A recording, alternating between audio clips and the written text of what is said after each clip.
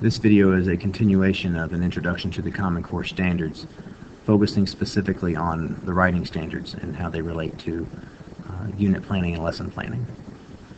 Here you can see page 45 of the PDF that includes all of the English Language Arts Common Core standards. And this is the first page of this this is the first page of the high school writing standards. And here we see our domain, text types and purposes, our anchor domain, carried down to production and distribution of writing, research to build and present knowledge, and then finally the last anchor standard, range of writing. We're going to concern ourselves for the sake of this video with just text types and purposes. We have three text types: argument, informative, explanatory, and narratives. As I've mentioned before, these are the three rhetorical modes: persuasive, expository, and narrative. Argument or persuasive is to prove a point and argue a point, and not necessarily the same thing. Informative explanatory is also expository, and that is really to inform, and the narrative is to tell a story.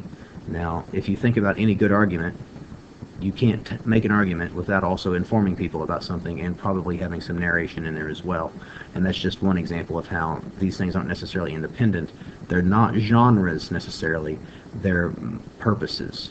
We want to think about rhetorical modes and thinking about the word rhetoric as its purpose, how the author is going to use language to manipulate the audience in some way. So say we're going to write some sort of persuasive piece. We know that text types and purposes and the language for number one is across the board. That's going to be the same all the way up to the grades. Where things get different is down here where we get into the letters. They build upon one another. So bullet A here introduces the same idea about same ideas about precise claims, opposing viewpoints, organization, counterclaims, etc. And this up here in 11 and 12, bullet A builds upon that. What I have done now is copied that over to a Word document. So you know that at this point in the year you have to teach a persuasive piece, and you have to guide students in developing that. Your question now might be, what exactly do students need to be able to do? If you were to say, okay, students need to be able to do all this, you're not going to be able to do that in a single lesson. That's a lot. So what you may begin to do, and I'm not suggesting that you necessarily do this on a document, but that you think of it in these terms. Think of it as broken out bullets.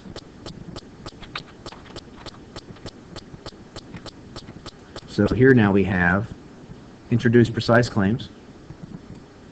That might be a lesson in and of itself, where students have to maybe first develop the claim and then introduce it. Distinguish the claim or claims from alternate or opposing claims. So maybe you have a separate lesson on recognizing and developing the opposing claim, and then you have another lesson following that distinguishes it. So these become your objectives for the day. So for the course, for the daily objective, you may not have up the entire letter A.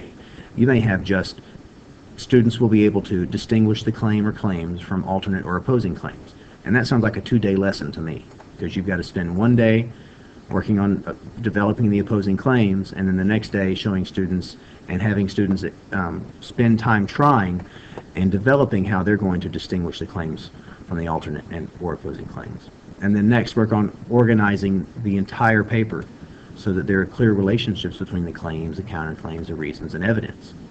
You may have to spend a day or two teaching a lesson on assessing what is good evidence to use in a piece. Maybe you get into some of the research standards with that as well.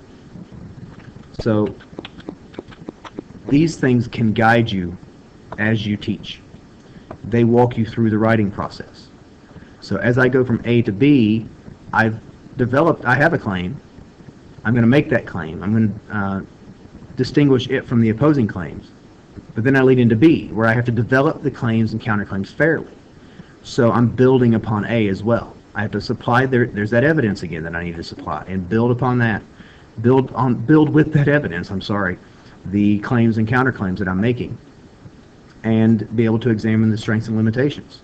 So again, I can develop the claims, I may even be developing the counterclaims.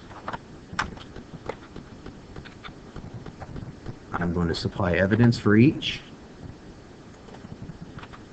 I'm going to point out strengths and limitations of each of those. And then I need to anticipate the audience's knowledge and levels of concerns. So here are maybe 5, 6, 7 lessons coming out of just that one bullet.